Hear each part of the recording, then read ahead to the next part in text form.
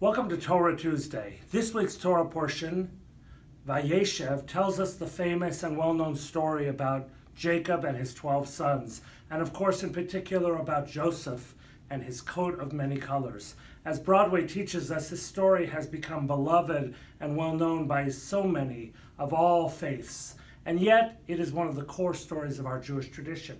In the beginning of the story, we learn that Jacob loves all of his sons and all of his children, but has a particular affinity towards Joseph, the son of his beloved wife Rachel, of blessed memory.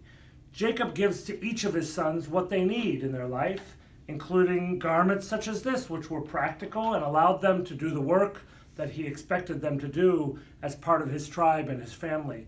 But Joseph, the special son, the beloved son, receives special treatment. And of course we learn that he gave, no, not that coat of many colors, that he gave his son Joseph a coat of many colors, a garment that was beautiful and stood out, representing not only Jacob's love for Joseph, but also his special role in the family. As the Torah portion unfolds, we learn that Joseph is sent out by his father Jacob into the fields to watch or perhaps to spy on his brothers and to report back to his father what was going on in the fields.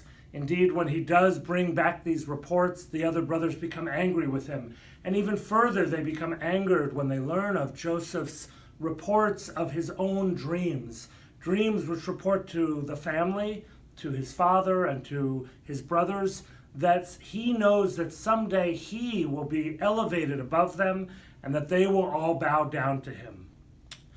With natural sibling rivalry and resentment, the older brothers and the rest of the family come together and they plot against Joseph. And while he is in the field one day, they throw him into a pit and sit down for a meal and debate what is Joseph's fate. Eventually, a tribe of wandering foreigners comes by along the road, merchants perhaps on a journey towards Egypt, and Joseph's brothers eventually sell him into slavery to these foreign traders. As the story unfolds, we know that he eventually is brought down to Egypt, and thus, with poetic justice, begins the next portion of our story, the story of Jacob's sons and his family in Egypt.